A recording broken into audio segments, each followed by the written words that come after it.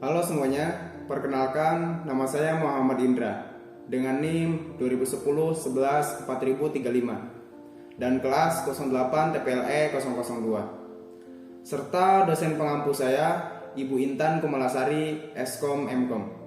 Salam hormat Ibu.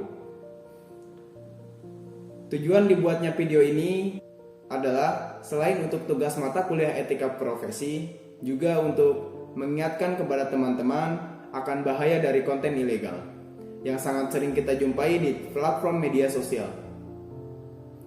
Konten ilegal. Apa sih definisi konten ilegal? Jadi, konten ilegal ini adalah segala jenis informasi elektronik yang melanggar hukum di suatu negara. Artinya, setiap negara memiliki tindakan yang berbeda untuk menangani kasus konten ilegal ini. Di Indonesia sendiri, yang termasuk dalam kategori konten ilegal adalah seperti judi online, hate speech, informasi palsu, penipuan, pornografi. Yang akan saya highlight pada konten ilegal ini adalah kategori dari pornografi. Nah, dari pornografi ini pun saya akan membahas tentang revenge porn atau balas dendam pornografi yang terjadi di Indonesia. Apa sih definisi dari revenge porn ini? Menurut para ahli, khususnya Citron dan Franks, menegaskan pengertian revenge porn sebagai mendistribusikan gambar grafis seksual dari individu tanpa persetujuannya. Dan menurut Nadia Karima Melati, revenge porn atau balas dendam pornografi adalah bentuk pemaksaan, ancaman terhadap seseorang, umumnya perempuan, untuk menyebarkan konten porno berupa foto atau video yang pernah dikirimkan kepada pelaku.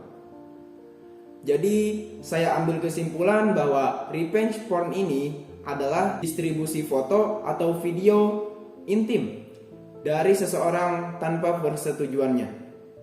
Nah, kegiatan menyebarkan foto atau video intim seseorang ini acap kali dilakukan oleh seseorang yang menjalin hubungan.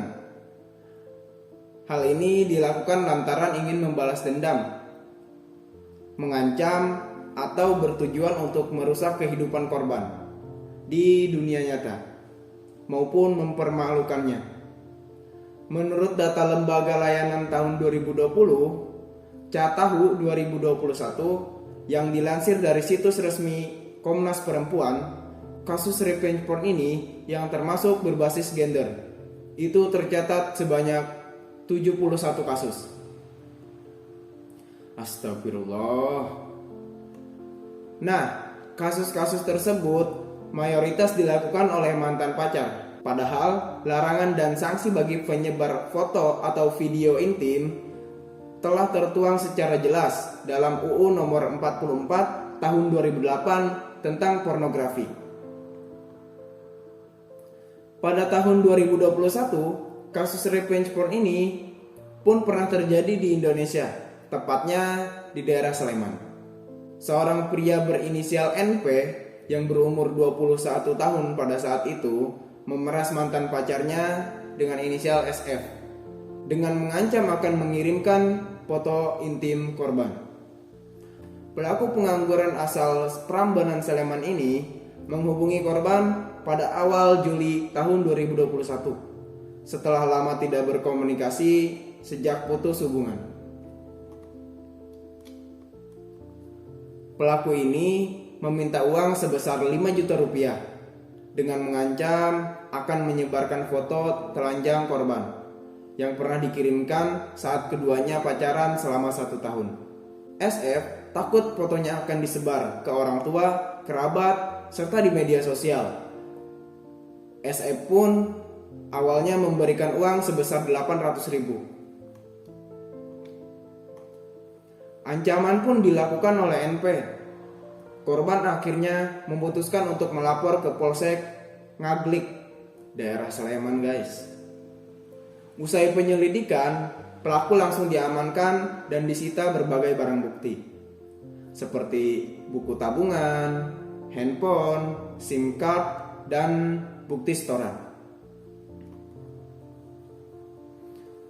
Polisi pun menjerat pelaku dengan pasal 27 ayat 4 dan pasal 29 Undang-Undang Republik Indonesia Nomor 19 Tahun 2016.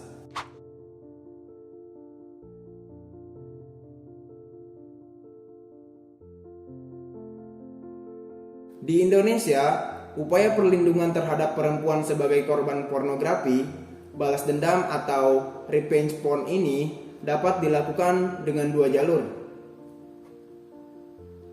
yaitu jalur preventif atau pencegahan sebelum terjadinya kejahatan dan jalur represif, pemberantasan setelah terjadinya kejahatan. Pada jalur preventif, cara yang dapat ditempuh yaitu pertama, meningkatkan pemahaman masyarakat mengenai kekerasan melalui sosialisasi mengenai dampak kekerasan.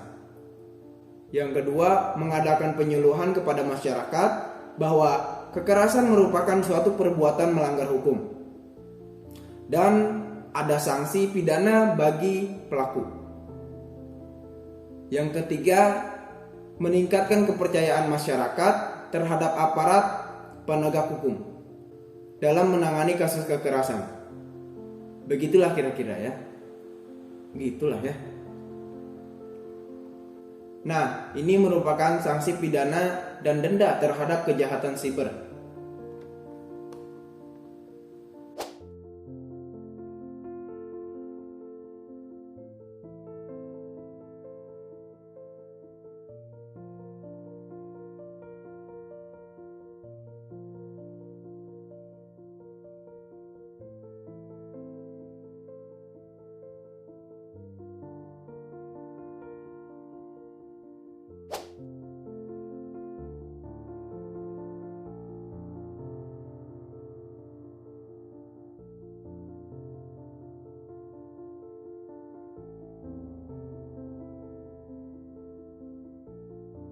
Dan pada jalur represif, cara yang dapat ditempuh yaitu satu, memberikan pelayanan kesehatan fisik maupun psikis untuk korban guys.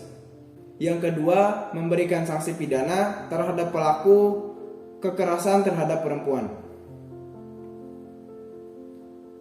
Begitulah kira-kira.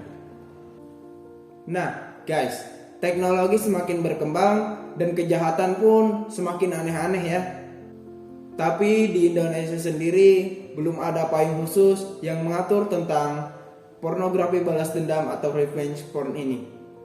Juga minim perspektif gender di kalangan aparat penegak hukum. Budaya masoginis dan patriarki yang subur dan mekar. Dan juga penyebaran foto dan video intim dianggap sebagai konsensual. Dan juga kasus pornografi balas dendam ini sangat merugikan bagi kaum perempuan.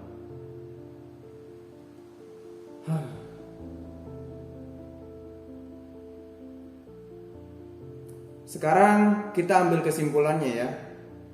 Jadi menurut saya kesimpulan dari seluruh pembahasan yang terdapat dalam kasus ini adalah bahwa peristiwa revenge porn ini sangat merugikan bagi para korban. Tentunya yang menyebabkan korban merasa malu sehingga terjadi depresi dan hal yang tidak diinginkan lainnya. Pun juga undang-undang yang membahas tentang cyberpornografi atau revenge porn ini masih sangat terbatas guys. Yang mana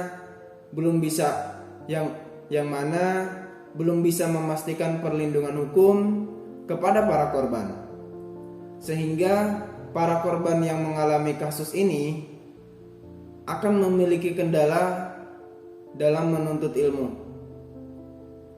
Akan memiliki kendala dalam menuntut lebih jauh terhadap pelaku kejahatan cyberpornografi atau revenge porn ini. Demikian video ini saya buat. Semoga kita semua terhindar dari segala mara bahaya. Arigat, thank you.